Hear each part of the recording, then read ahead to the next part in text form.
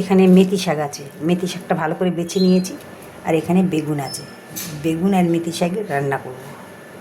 পাঁচফোড়ন দিয়ে দেবো, একটু শুকনো লঙ্কা দিয়ে দেবো। পাঁচফোড়ন কাঁচা লঙ্কাটা হয়ে গেছে। নুন, হলুদ,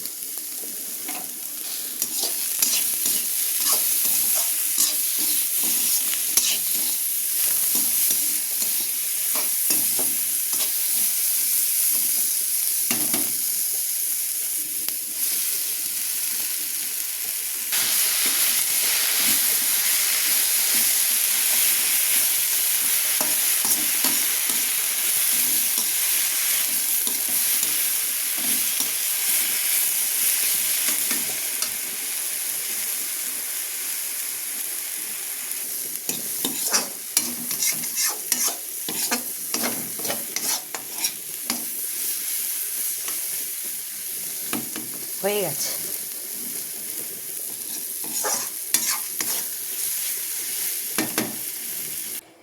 মেথি শাকের বেগুন হয়ে গেছে বন্ধুরা।